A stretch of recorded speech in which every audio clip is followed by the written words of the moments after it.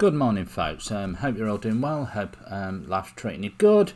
Hope you're feeling good this morning and going to get ready for cracking on with some type. Today we're going to have a little look at isometric type, and there's a video that goes along with it. I know some of you don't have Adobe Illustrator at home. That's absolutely fine. You're more than welcome to sketch and do it on paper with pen and pencil, that sort of thing, and then photograph it for your blog. It's basically looking at what isometric text is and what sort of effect isometric text has. Good example of it on the screen currently. Okay, so let's crack on without any further ado. This is your 9 to 11 session, and I'll be here with you in the chat. I've got a few more tutorials to finish off with WS24 20-4, and I will get round to speaking to you today. As always, please be patient, and I'll get round to you as soon as I can. We have our ASL with us, our learning support assistant Sarah. She should be with you if you want any help or advice or that sort of thing, or just ping your questions over to me. But please be patient, as I do have quite a few of you, and everybody's going to be sending messages to me at the same time. So please be patient, and let's crack on with the session. Okay, we know where we are. We are week 6 now. So last assignment before half term. Hey. So this will be really, really good. Typography page. So typography is fantastic. I love typography. Typography is definitely one of my big things, one of my sort of areas of expertise. So if you want any help or anything with that, typography, I'm your guy. Also branding, but typography is this one for today. Typography poster. There we are, week 6. 4 confetti rules. Please always be here, be on time, stay on track, and be professional. These do also apply to your online sessions, so please get here for 9 AM. This is a college day, so if you're sort of like think, oh, Fridays I'll just sleep in and I'll rock up at about 10 and 11, that's absolutely fine. No, it's not absolutely fine. You've got to be here at 9 o'clock in the morning. If there is the possibility that we end up closing the college to all go into lockdown, your sessions will be online and you will need to turn up on time, as you would for each and every session. I cannot stress this to you enough. I cannot stress it highly enough. Please be here and be on time. Stay on track. These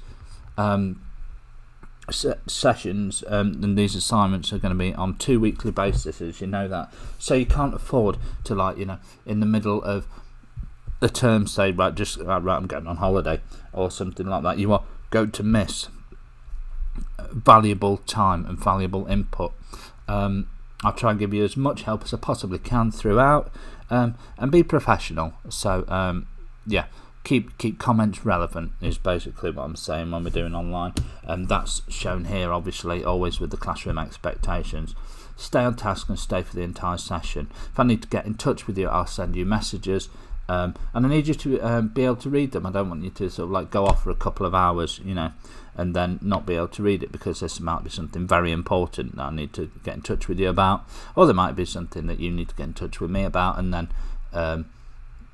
or something that you don't understand, and then you'll come back at 5 or 6 o'clock to do it, and then you'll see that it's there's nobody left to get in touch with. So please stay on task and stay for the entire session.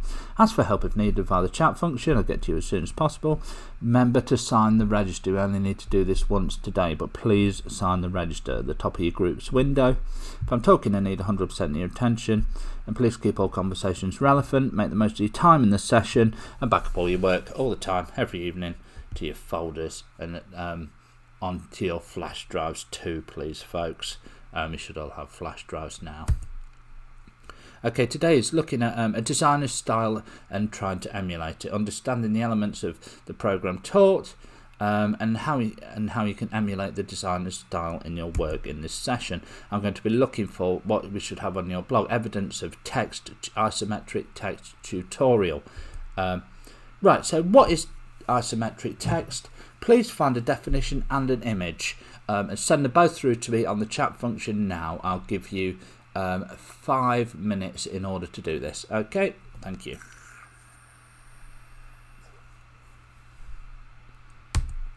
Right, the pass criteria for this, we're looking at generally competent selection and manipulation of appropriate media, materials, techniques and processes to produce work that shows some awareness of impacting outcomes.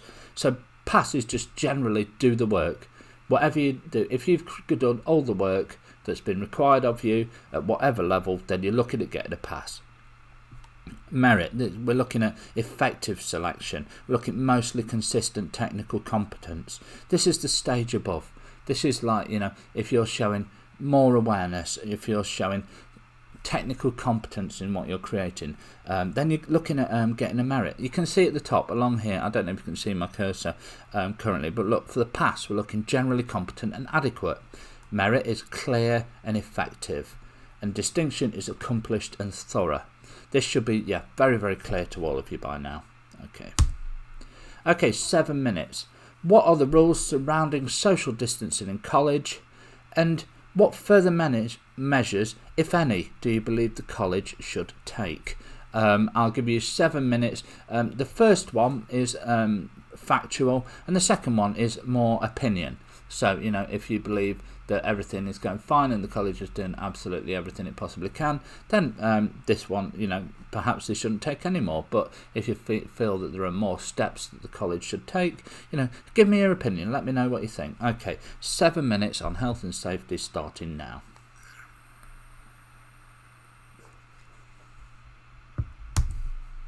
Okay, for today, folks. Today I want you to create your name as a piece of isometric text.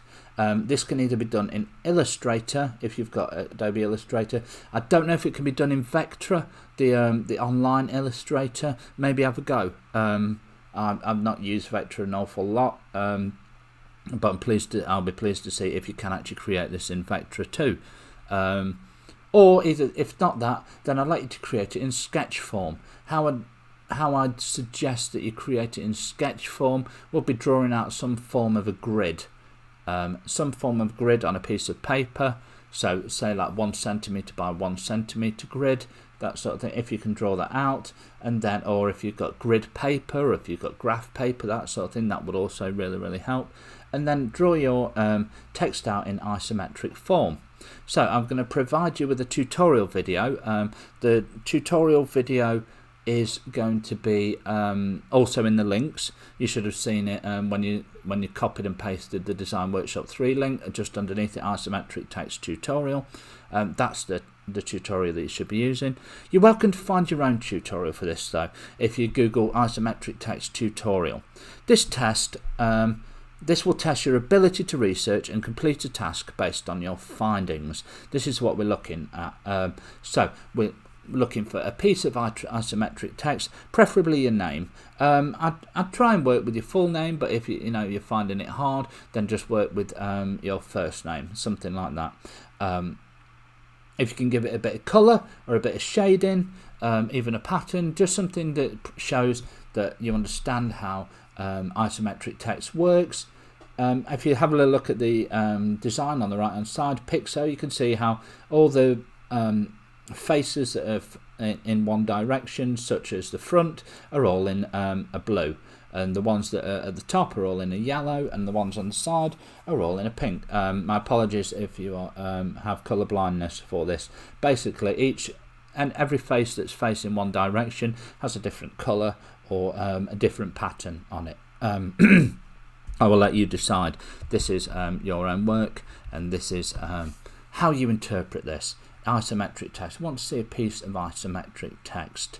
You're more than welcome to give this background. You're more than welcome to jazz this up however you want to, as long as at the end of it what you're going to be uploading to your blogs is isometric text example, and that's what it'll be.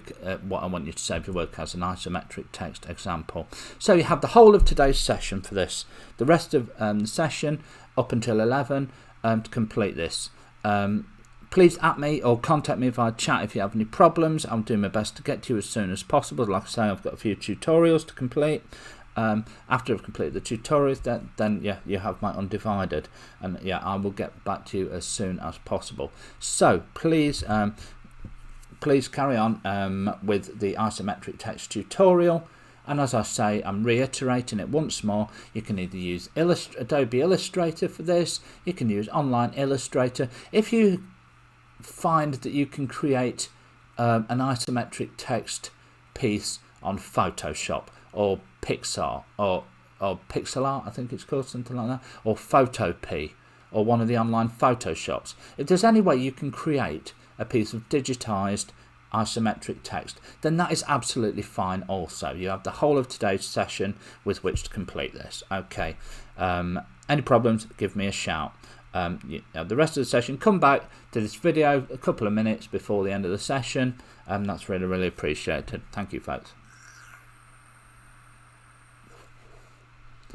So just to finish off the whole session today, lots of people aren't doing this.